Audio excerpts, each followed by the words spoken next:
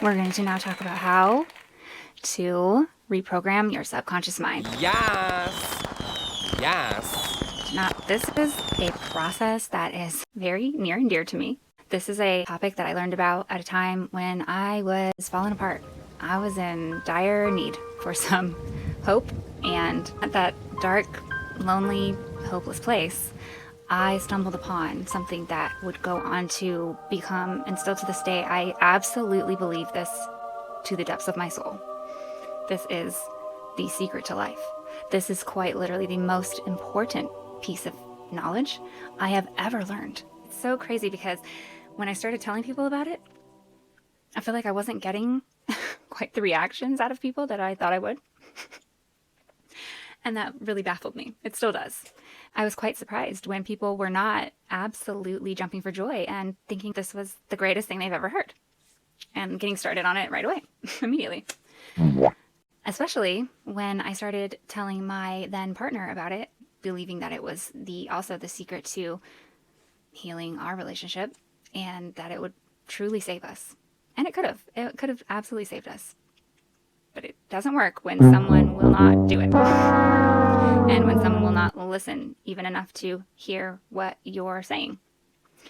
So that was frustrating. I've kind of carried this information along for quite some time now. And I've felt like I'm holding this national treasure in my hand. No one understands how valuable it is. And I'm just like, guys, I know something very important. And mind you, it's not like I'm trying to keep it hidden at all. So let's go. The negative stories that we are telling ourselves related to the core self-limiting beliefs that stem from childhood, that are in your subconscious, maybe are aware of, maybe are not. Basically, these are the things from when you were a child that were implemented through the learning system of the subconscious mind. So it was based on your experiences, things that you experienced over and over again, and what that taught you. So it can be left up to interpretation, remember that. And also it could have been in a vulnerable position that you were in then that you're not in now. It might have applied then, and it does not now. Why don't we just tell ourselves not to think those things about ourselves anymore? Why doesn't that work? Because your subconscious mind, it speaks a totally different language. What extensive studies have found is that your subconscious mind speaks a language of emotion. Your emotions are what have trained it to be this way, however it is, and also repetition. And so if you are going through emotions in real time, that can be a factor in programming it, and it does program it. And then reflecting on something and visualizing emotional imagery. So, when you have like a moment of nostalgia and you're thinking back to your past and you kind of have a bittersweet feeling about it and you kind of see it in your mind's eye, that's emotional imagery. So you are visualizing in your mind how you felt and what was going on at that time when you were in that situation, and you're feeling that emotion. You're remembering that emotion, and you're kind of seeing yourself in that emotion. That is also a way to program the subconscious mind. So if you can't put yourself into that emotion in the moment, like if you're not actually just experiencing something naturally, you can program it with emotional imagery. So those are the two things. So emotions, emotional imagery, and then also it has to happen repeatedly. Not just one time, not just sprinkled here and there. It needs to be repetitive. You got to drill it in, basically. These core limiting beliefs, they're not things that you had happen to you probably just one time. Almost for sure, not just one time. These are things that happened and you were trained this way over time, repetitively. And then the subconscious is so tricky, okay? It's kind of a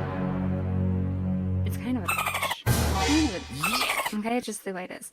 Once it learns something, it makes sure to solidify that by then using that information to make its decisions for you. It not only judges things through that lens, so anything that you're experiencing, it's going to judge that situation through that lens with that belief. So even if you don't know that belief is in there, you're judging things through that belief. You don't have to know you're doing it. You will be doing it. It will happen. And then, even if people are telling you, that's not what's going on here, that's not how it's happening, you're going to believe it so much that you're going to be doing things that are basically going to push that situation to go into that direction. So like, for example, the person that is so worried about their partner abandoning them, so they get really clingy, and then they're like, Don't leave me, don't leave me, don't leave me. and then that makes them leave them. And everyone was like, Girl, just calm down.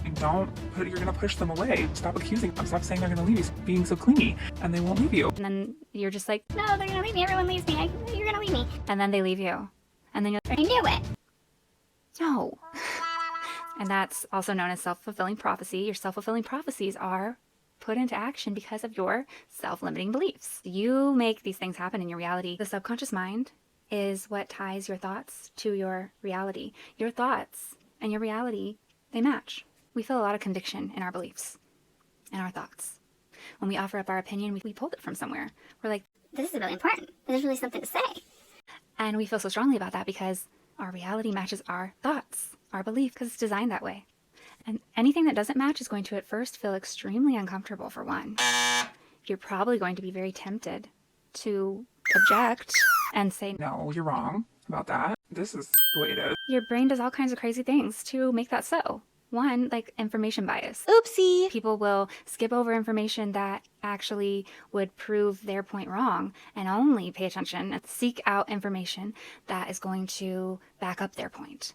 And literally, you can say you're not doing it all day, but you have to really, it takes an extreme effort not to do that. It's really hard. Your brain literally just wants to take over and do that. You don't even know you're doing it half the time.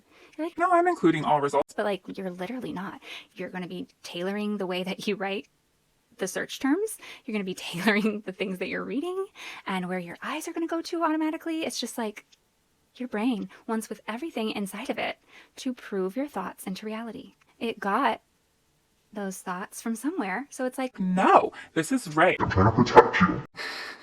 so it gets really stubbornly stuck on this. And then there's also cognitive dissonance. Cognitive dissonance, one of the things that threw me for a loop these past few years. It's the process of which your brain makes up reasons and excuses for why something that you're seeing doesn't make sense with what you believe.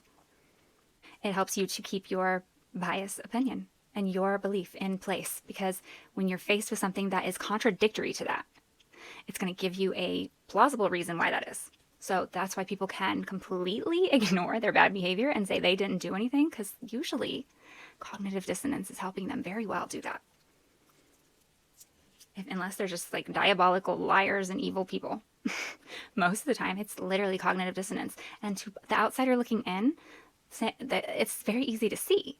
So you're like, Like, no, how can you not see this? You literally do that. That doesn't make any sense. Here's the proof.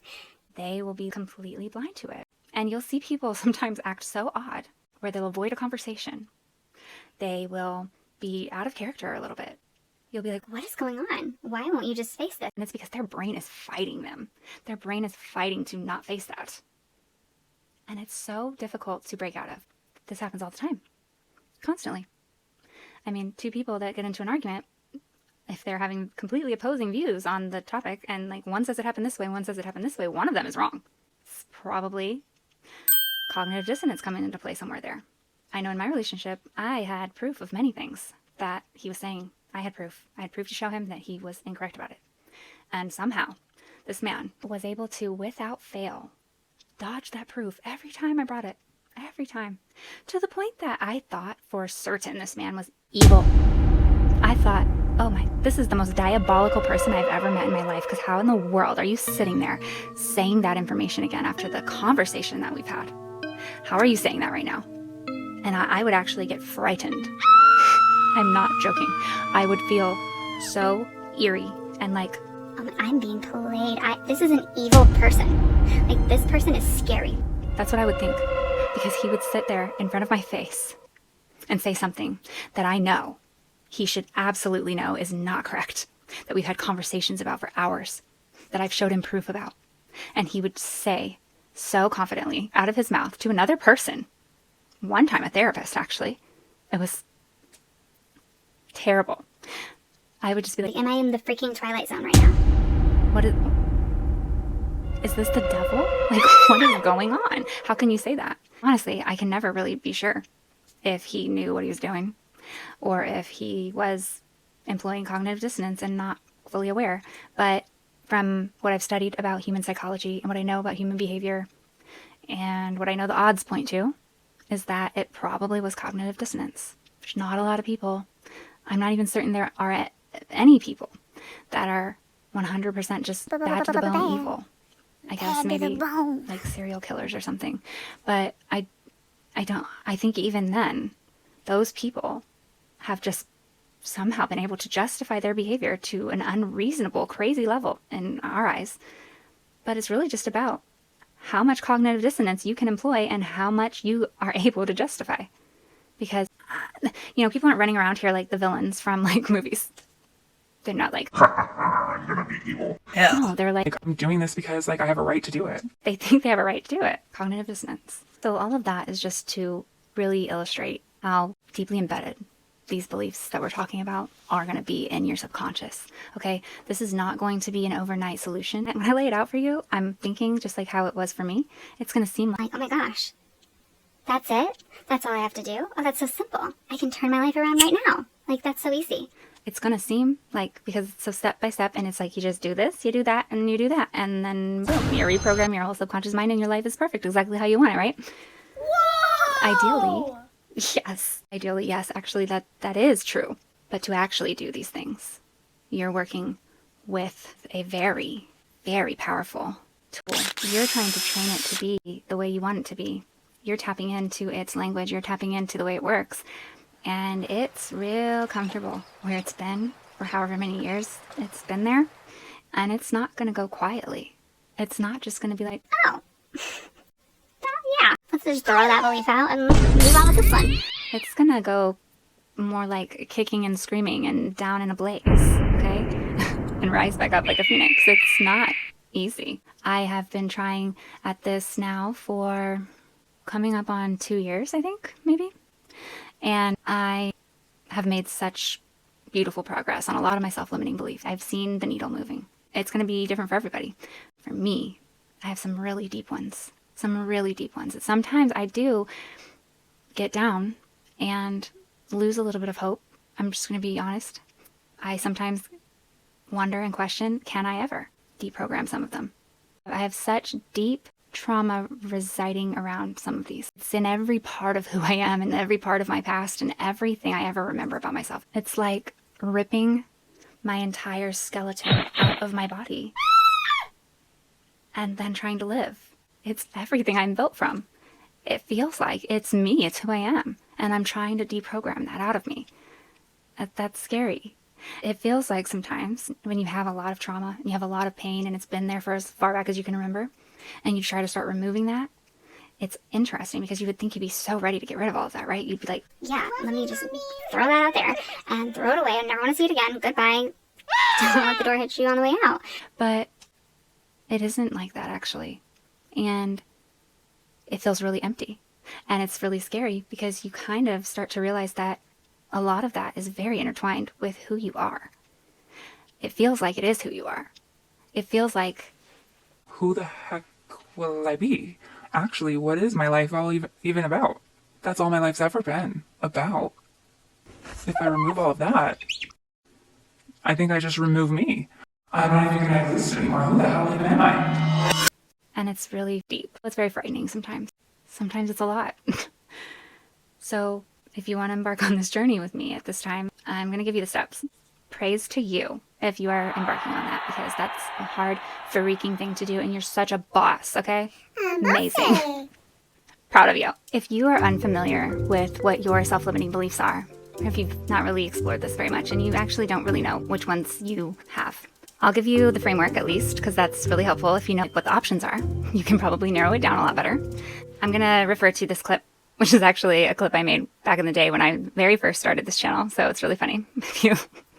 It's when I was first starting out. Okay, so be kind. And it'll give you the 21 most common core self-limiting beliefs. And this comes from Thais Gibson from Personal Development School. Check it out. I am not enough. I am bad. I am stupid. I am unseen or unheard. I don't belong. I am disconnected. I am rejected. I am abandoned or alone. I am weak. I am unworthy. I am unimportant. I am disliked. I am excluded. I am trapped or stuck. I am unloved. I am unsafe. I am helpless. I am defective. I am misunderstood. I am disrespected. Or I am powerless, or I have no control. Those are your 21 most common self-limiting beliefs. Fascinating work, that girl. She did. Won't she do that? Won't she do it? All right, so figure out which ones stand out to you.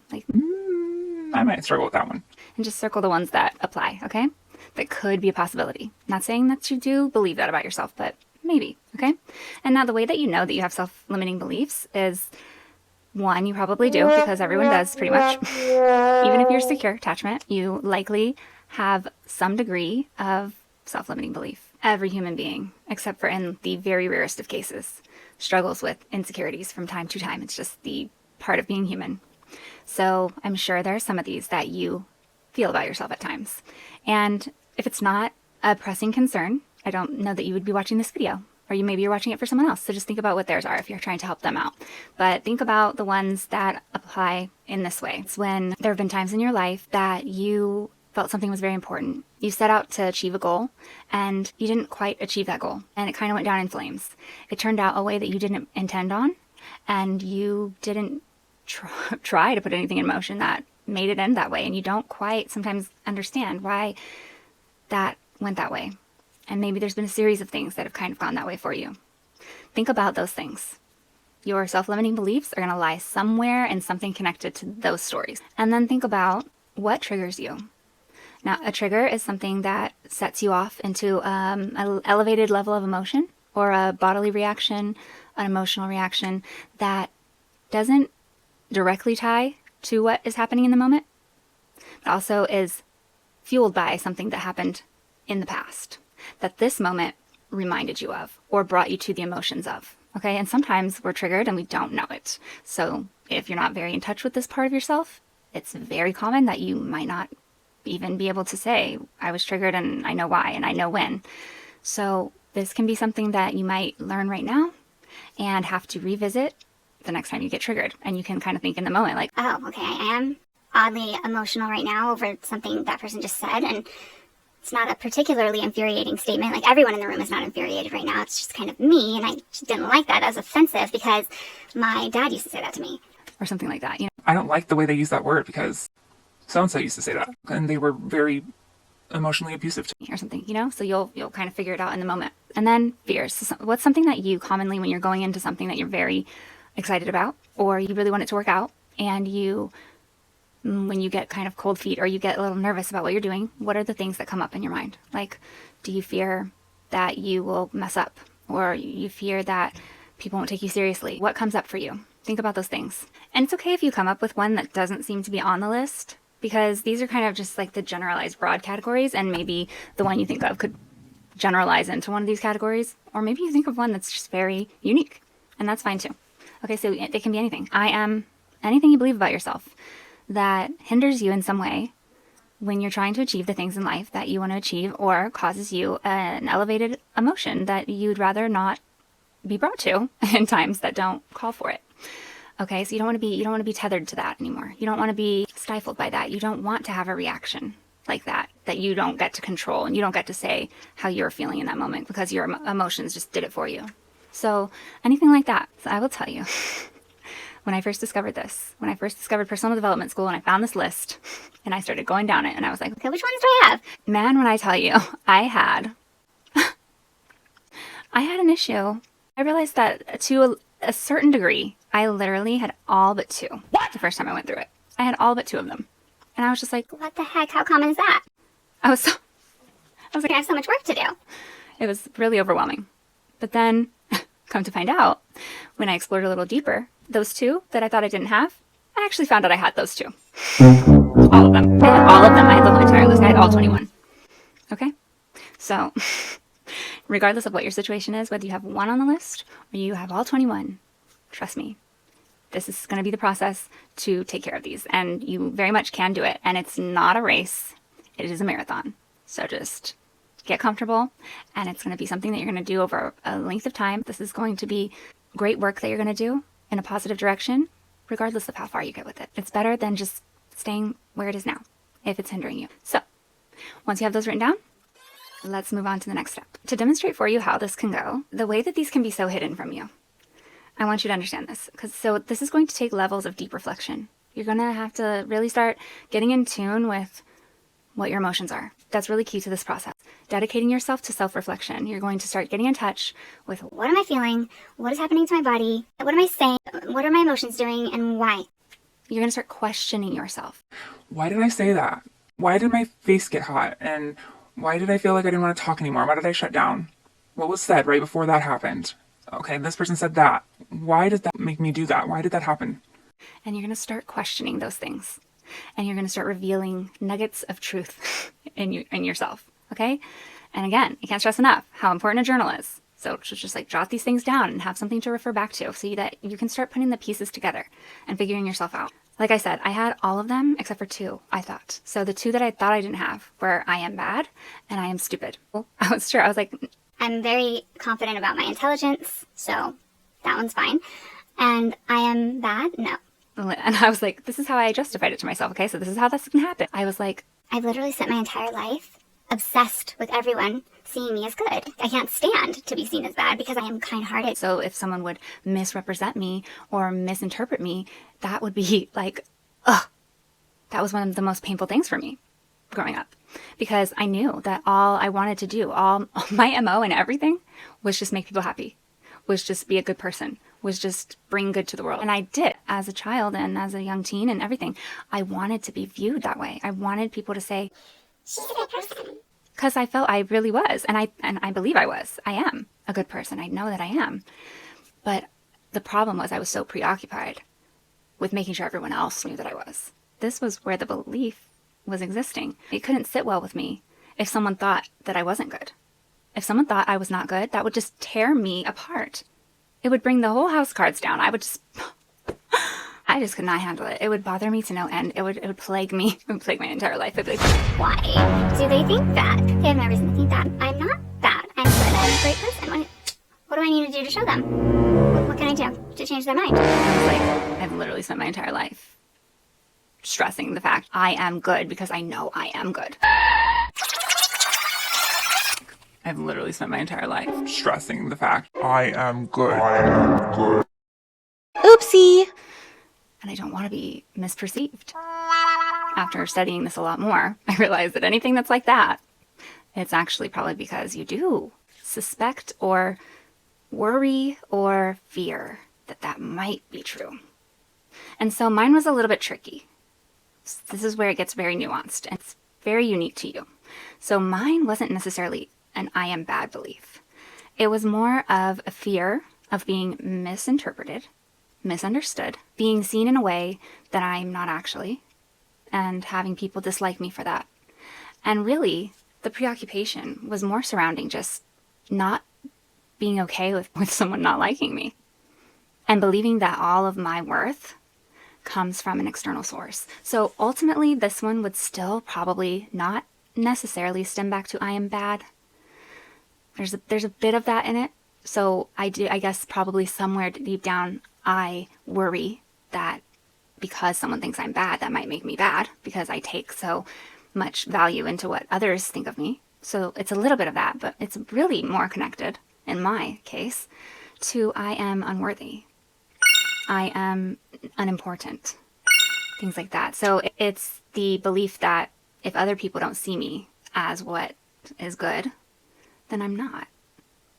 So that's more my issue. So you got to really get to the bottom of that because it's not necessarily the I am bad belief. Okay. So as I started going through these and really picking that apart, I kind of eliminated a few of them. So that was good. So you can do that. And then I've also worked on some of them. I started with my most troubling one, and I started working on that, and then I realized that one was going to take quite some time to do any budging, which was the I am not enough. And then I started working on a few of the other ones and have resolved quite a few of them. It's been a pretty rewarding journey so far, but I am not at the finish line. So I'm here with you, doing this with you. If you need some more hints, because you're not quite in tuned to that, you're maybe someone who doesn't pay a lot of attention to their emotions and delve into those areas, this might take a little bit longer. And you'll want to notice anytime that you become elevated in emotion, try to recognize it in the moment, and ask yourself, what just happened that caused my body to react this way, my emotions to react this way? and start getting to the bottom of it that way. And then I want you to go back through all of the events in your life that were important to you, relationships, so breakups, friendships that broke up, goals that you had that you gave up on, that you really were very serious about at the time, but you ended up having to abandon, jobs, career excursions, things that you set out to do that did not turn out the way you intended. Okay, and then I want you to examine, why didn't they turn out the way that I intended? And what is the common denominator here? What, not like, oh, it's me. No. What is the theme that keeps coming up in everything? What is the theme that keeps coming out in like all of them, that something is related? And try to pinpoint it that way. Once you have your self-limiting beliefs and you know what they are, we're going to pick one at a time to work on. Now, some of them go hand in hand, so if you think you can handle more than one, they kind of go together, then that's fine. But typically just one topic at a time. You're going to pick the one that impacts you the most, that you have the hardest time with. It comes up a lot. For me, it was, I am not enough. You're going to ask yourself, can I be certain that this statement is true about me? Is there a way to prove and be sure that I'm actually not enough as a person? I'm not exaggerating. To find these out for myself, to figure out which ones were most predominantly at the forefront of my everyday experience, I just started keeping a log of every time I was triggered. Every time something got me a little bit like, or like, oh, like every time I felt that feeling inside of me, I went and I wrote it down. And I wrote what happened, who was inspiring it, what the situation was. I wrote it out and I was like, What is here? What is going on? and I would just analyze it and be like, What moment, what word was it that was just like, oh, to me? you have to get like really, what's the word? You gotta get like really just, to get really raw with it. I don't know what other word to use. You don't sugarcoat it at all. And it could sound terrible, but I was upset because they said this word. it might sound so silly to you, but you gotta be authentic about it because it's triggering you whether you want to acknowledge it or not. So, you can keep pretending that it's just too stupid for you to actually get real about. But I mean, the fact of the matter is that's making you upset. So you just gotta kind of like swallow your pride and write down every time you're triggered. And you're gonna be like, I am such a baby. Like, why am I having a freaking temper tantrum on the inside 20 times a day? it kind of opens your eyes to maybe if you are in a time of a lot of stress or you're down a lot, you're upset a lot, it kind of opens your eyes to how many points throughout your day you are getting a little bit rubbed the wrong way. And it's very eye-opening. So for me, that helped a lot. So you can try that. Asking this question might seem really silly. And I know it does seem silly. But if this is the first time, this process is really important. It's basically connecting it's bringing sort of the ridiculousness of this limiting belief to your conscious awareness. So what happens is when we're triggered with our subconscious, we don't know what's happening. So these beliefs that could be stuck in your subconscious, they're the type that if you heard them out loud, or if someone came up to you with like a microphone and they were like, Hi, they're like interviewing you, they're like, do you believe that you're stupid? you would be like, No. but actually, you have the self-limiting belief in your subconscious of I am stupid. And you don't even know that. In this list that Thais Gibson has created, the I am stupid, it doesn't mean stupid like I think I'm stupid, like I have a low IQ, I'm not intelligent, I didn't get good grades. It means I'm stupid, I'm gonna get fooled by people. Like I fall for dumb things. I fall for people that trick me. So in the beginning, when I saw this one, this is the other one that I didn't think I had, but came to find out I absolutely have this one. This is one of my biggest ones, actually, because I found out for fearful avoidant, the I will be betrayed or I am betrayed wound is one of the biggest. So you might not realize that you have this wound, but I noticed that I had it because I found out that that's probably the number one wound that has kept me from making connections and kept me from making friends. I didn't realize that for years, I was actually making very snap judgments on people on a surface level when I would meet them as to whether or not they could ever be my friend. And it wasn't like I was just looking at them and judging their appearance or judging them particularly as a person. What it was, I came to find out, was I was picking up on pain in people. I was picking up on people carrying around trauma. And if I couldn't see that in a snap judgment when I first met someone, if someone seemed a little too light, a little too inexperienced, not had any suffering on them, I would just immediately decide that they could never be my friend. And I was doing this as a coping mechanism because when I had first opened up about my abuse, I had gotten some reactions that I never expected, and they had made me feel really, very ashamed. And I started doing this without even knowing it because I felt like only someone who had gone through some trauma, some heavy stuff, would ever be able to understand me. And so I would just write people off immediately. And then I would behave in a surface standoffish way towards people. And I wouldn't make any friends because I was pushing everyone away. I was keeping a barrier up between me and people unless they seemed like they had been through some trauma, which is not healthy. I shouldn't just be making friends that have lots of trauma. And I know this makes no sense when I bring it to the forefront, which is the entire point of what I'm getting at here. But I equated people that didn't go through trauma and hadn't been through pain would mean that they would be a fake friend to me. That if I were to befriend them, they wouldn't be able to be a real friend. And if they saw my trauma or they knew about what really happened to me, I just felt like I was the odd man out. They couldn't relate to me, and that they would betray me, turn their back on me, and they wouldn't ever be my real friend. So I just felt safer with people that had already been through trauma and like they could understand me and they would accept me. So it was definitely, in a roundabout way, the I am stupid or I will be betrayed wound. I didn't even know I was doing this for so long. So that is how these subconscious beliefs, if you don't uncover them, they will be operating in your life. They absolutely were operating in mine. I had no idea it was in there. So that's one example. Saying it out loud sounds so outlandish and self-deprecating, and you don't want to be thinking that. And that's the point. So this is a very important step because you're taking what is hidden from you in your subconscious. That to your subconscious makes total sense. It's absolutely there for a reason. It's necessary. It's been programmed there from when you were a child, and it's necessary to keep you protected. You're bringing that to the forefront, out in the open of your conscious mind, so that you can look at it with conscious eyes as an adult and go, no, that actually doesn't make any sense. And there's actually no proof that that's true. It's not true, actually. So if you don't ever do that process, ignoring it doesn't make it stop being in your subconscious. You can deny it all day. And maybe you're not denying it on purpose, but you cannot uncover these things and they will still exist there. And you will still have reactions based on these beliefs that if you actually acknowledge them, you'd be like, that's so dumb. I don't actually want to believe that. So that's why you do this part. You're going to bring it to the forefront of your conscious brain and you're going to challenge it and you're going to be like, No, I can't be sure that that is true, and I don't believe that is true. so once you do that acknowledgement, and it's really important too, because you might kind of think for a second, Maybe I do know it's true. and then it's a really deep one. It's got some trauma attached to it, maybe. So this is very important. And I'm going to be serious, really serious right now, friend. As someone who has, unfortunately, a lot of my life thought quite lowly of myself and been probably the most mean to myself in the internal voice that I have sadly somehow developed for myself over time. Most of my life, I did not think highly of myself.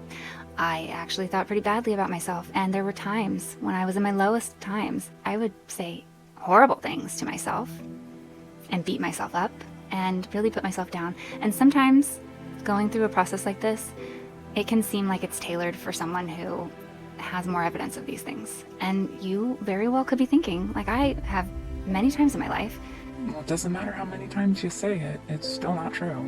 I'm really not that great. I got treated like crap in this relationship and totally ripped to shreds, even though I gave my all. And that kind of shows me I'm not worth it. And that kind of shows me I'm not that great. That kind of shows me I'm not lovable. And if I gave my best and this person treated me like garbage, I mean, that seems like evidence that I'm not that great, right? and the answer is unequivocally no. The answer is absolutely not. And I'm telling you that from someone who absolutely has felt that way. And you might have multiple situations where you're like, I wasn't that important apparently to that person because they're gone. and maybe you have parents that never thought you had anything that important to say. They did the best they could, but a lot of times maybe they just ultimately showed that they're not that interested in some of the ideas that you have and some of the things that you're talking about. And maybe you felt like that a lot of your life, and you're just like, Honestly, the evidence just tells me that, and I just don't believe it. and I will tell you very sincerely, that has been one of my biggest hiccups, because it's been tough for me. No matter how much I've wanted to say, No, I do believe this. it didn't matter how much I felt like I convinced myself on the outside that I obviously am enough, that I obviously have intrinsic value, that I can see all these very blatant good qualities I have, good things I've given to people, honest intentions I've had. I can see myself authentically. For some freaking reason, I still, some reason, this belief would just linger in the back of my mind at times when I was really upset and want to tell me, no, you're not good enough. and it just wouldn't shut up. It wouldn't shut up. So I get it. Sometimes when I'd be in my lowest of lows, I would be like, Who am I kidding? Who am I kidding? Obviously you're not enough. Look at you. Alone again. Look at you. No one's even calling you. No one's even checked in on you. You're pathetic. you've heard, I've told you guys how I talk to myself at times. It's horrible. It was like, there was times when I was just like, This is not gonna work. This is not gonna work for me. I just can't do it. so if you struggle in that same way, I want to be the first to tell you, if no one's told you, you absolutely are enough. Period. And even if you're like, No, obviously, I'm not very smart. Obviously, I'm not that lovable because I don't have someone. And all these people left me. other people don't think this about you. Not everyone. And the people that do, like, pardon my French, but them. Okay? I mean, I'm sorry. Like, sorry, not sorry. Really, though. F them. Because you are. You are lovable. You could think of some things that are very lovable about you. You can think of some times where people found you to be lovable. So if you're coming up in that space where this is a really rough, rocky time for you, I've been there. I have so been there. And you might struggle. Just remember, even if it's hard right now, and even if you're not believing it, I want you to hold this as a truth that trumps all others. That whatever you're believing about yourself, you're not seeing it correctly. I am telling you with absolute certainty, I have no doubt about this. If you're believing one of these self-limiting beliefs and you're like, No, I think it really is true about me. and you haven't done some deplorable thing, like you're not like some serial killer, or you don't just like go around knocking on everyone, then I'm here to tell you right now, I know for a fact, very confidently, I'm telling you, it is not true. So just remember that. Your experiences and your trauma and what you have been through is lying to you right now. So you have a skewed version and a skewed view on the matter, a skewed view of yourself. And it's just going to take a little bit more effort to get yourself out of that. But it's not true, okay? Okay? Okay? Bestie? You are worth it. You're worth it. Woohoo! Maybelline. Wait. Oh no. That's... maybe she's born with it. What's she's worth it? You're worth it. Give it to me, I'm worth it. That's the Pussycat Dolls. Give it to me, I'm worth it, right? Right, you're worth it. Okay? End of story. Period. Don't come on my channel arguing with me, okay? Don't even. Because you're worth it. L'Oreal. L'Oreal. Because you're worth it. There we go. Thank you. And also it's Fifth Harmony, not Pussycat Dolls. Damn it. You are worth it. Okay? You are then going to start the process that is going to reprogram these beliefs. And this process is known as auto-suggestion. This is the meat and potatoes, guys, so get ready. You want to use a term that makes sense to you, first of all. So, like, I'm looking up antonyms for abandoned, and it's like, I am cherished, I am maintained. Like, of course, yeah, maintained is the opposite of abandoned, but you're not going to teach your subconscious. I am maintained. Like, that's just doesn't make a lot of sense. So it's okay if you change the statement a bit. It doesn't have to be I am, but it can be I am worth committing to. I am worthy of loyal, long-lasting love. It doesn't have to be just one word. And I don't want you to miss this really important note right here. You always want to frame your new belief in the positive. So you don't want to change it to I am not something. Okay? So you just make it make sense to what you actually need to believe about yourself and what is actually true. This is where we are going to recall how your subconscious is programmed and what language it speaks. So remember that you need to speak to it in emotion. And if the emotion is not occurring at the moment, then you need to provoke the emotion and you need to imagine it with emotional imagery. So imagining a time in your brain, taking yourself back to that place when that emotion was occurring and feeling those feelings again in your body and visualizing them and being in that moment present and having that height of emotion. And then repetition. So it's going to have to happen consistently. Many, many, many times until your subconscious just goes click and it goes, okay, I see, I'm picking up what you're putting down. And it goes do, do, do, do, and it saves the file away in the permanent folder. And then you don't have to think about this process anymore. It's just going to be in there. It seems fairly easy, right? So how do we make this happen though?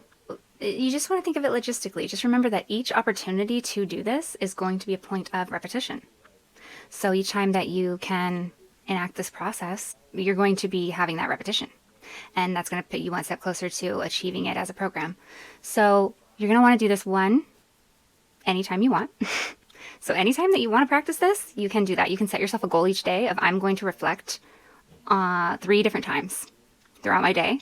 I'm going to reflect on a situation that, unless I'm triggered, and then that will count as one. So you can do like real-time triggers and a reflection if you didn't have enough triggers.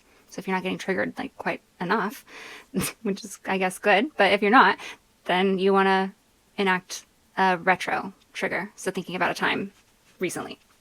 And you want to just think about that moment and reflect on it. And then you want to do that a certain number of times per day.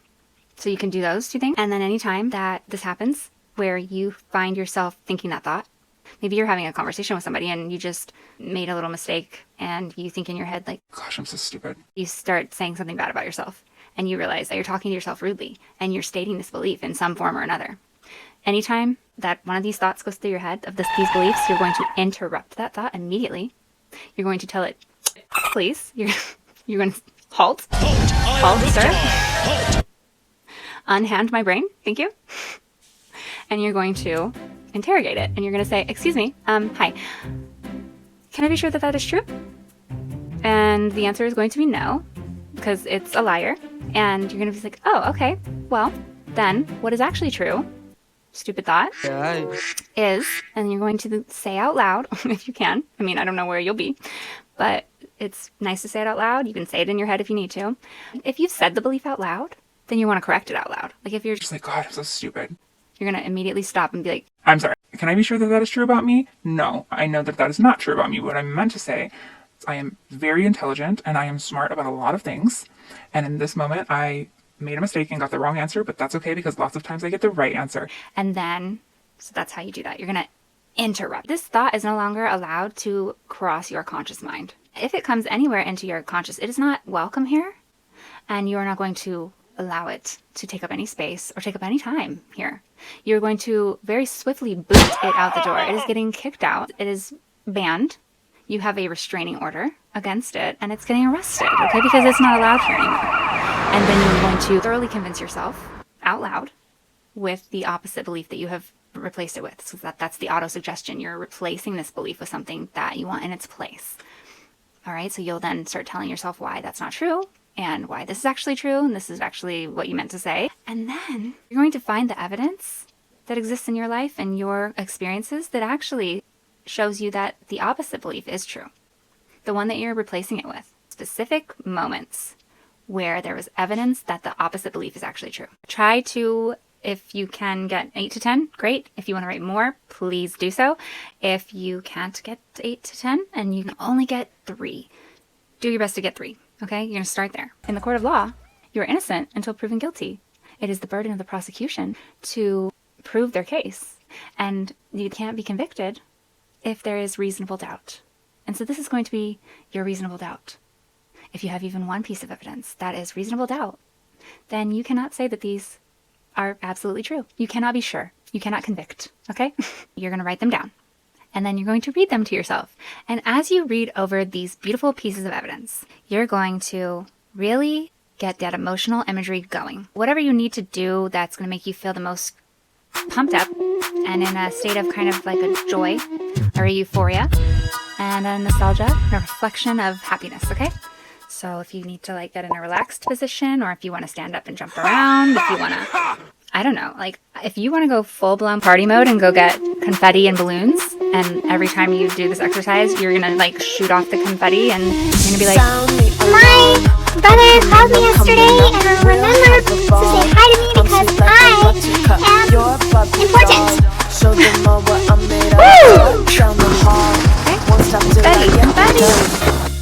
whatever you need to do. But mostly you just want to provoke an emotion of joy, of immense happiness, of a lot of euphoria, a lot of just goodness. You want to try to think of pleasantness, bliss, everything. Like that's a positive emotion surrounding you, thinking about times when you were the opposite of the bad belief, when you were the new replaced belief, when you had evidence of that. And you're going to imagine in your mind's eye, you're going to imagine when that was really happening. There's no time period on it. It's different for every person. I set an initial goal for myself of 21 days. I was going to interrupt every negative thought. I was going to examine every single trigger that I was triggered by. If I didn't have enough triggers that day, if I didn't have at least 3, I was going to reflect on 3 different times that I remember being triggered that I know were tied to one of these beliefs. And I was going to break it down and pull apart what happened there. And I was going to tell myself, put myself in that emotion, and go through that process for around 15 minutes each time, 3 times a day. And I did that for 21 days the first time, consecutively, and I didn't miss a beat. And a couple of the ones that I was focusing on, because I started out doing 3 at a time, and 2 of them, gone, kaput, gone. I reprogrammed it. I don't even have to think through the process anymore. I just don't think those thoughts anymore. I don't. They're gone. Okay? The one that's stubborn is the stupid I am not enough. But I'm still working on that one. And I'm gonna get that nasty little thing out of there. But that one's showing to take quite a lot more time and go quite a bit more deep in within me. So that one's gonna be a bit more difficult, and that's maybe how some of yours are gonna be. But if you stick to it, this is a tried and true method, and I have proof it works because I did it myself. So I'm telling you, it works. I believed in it, so that is why it worked for me. If you feel like this is something that you can believe in and you can get on board with, then get on the journey with me now. Let's go. Let's get these beliefs out of here. It's time for them to go. They need to get evicted. They need to go. They are very rude and they need to go. So I'm going to run through a very quick recap before I let you go today, okay? Step 1, figure out what your self-limiting beliefs are. You can look to your triggers. You can look to events, important things that have happened in your life throughout the years that you were going for a different outcome and that didn't quite happen. It was very disappointing. You want to look for a pattern. What is the same? Then you're going to get those self-limiting beliefs listed out, and then you're going to pick the most important one to focus on. You're going to put that one at the forefront of your mind for the next 21 days. You're going to take that belief and you're going to interrogate it, and you're going to say, Hey, can I be certain that this is true? and then you're going to get the tried and true answer that comes back, which says, No, I cannot be certain that it is true, because it's probably not true. and then you're going to create the opposite of that belief for auto-suggestion. You're going to remain always in the positive. You're not going to say, I am not something. you're going to make sure it's something, I am something. or you can even change the whole statement. It doesn't have to be I am necessarily. It can be like I do this or whatever. And then make sure it sounds realistic to how you will understand it. And then every time you get triggered, you're going to make sure you do this process where you come up with somewhere around 8 to 10 different pieces of evidence for each belief where the opposite is actually true. So you're going to look at recent things that have happened that show to you that the opposite of that bad belief is actually true. Your new belief that you're putting in place. You're going to put yourself in those times where the opposite belief was true, and you're going to feel those emotions. You're going to reflect in that emotional imagery. You're going to get into those heightened state of emotions, very excited. You're going to put yourself into that position for 21 days. I suggest 3 times a day. And you're going to repeat that new belief to yourself time after time after time after time after time. You're going to beat it into your head, okay? While experiencing emotional imagery and emotions surrounding that belief and surrounding the evidence that that belief is true, the new one. Okay? And you're going to continue to do that for at least 21 days and see where you are after that. And then you're going to do it until you no longer have to enact that process. You're automatically thinking the new belief, and you'll notice that. Ta-da! You did it! You're just going to be very happy. You're going to celebrate. I'm very excited to see how this goes for you. Thank you so much for tuning in today for, I believe, my most important episode I've ever done. And I hope that you will get something out of this and that this can change your life the way that it's changed mine. And don't forget, I freaking love you. Okay, you're literally so cool. You're literally so amazing. I'm lucky to have you as a friend, and maybe leave me a comment or something if we're friends. I don't know. All right, guys, I will see you next time. Bye.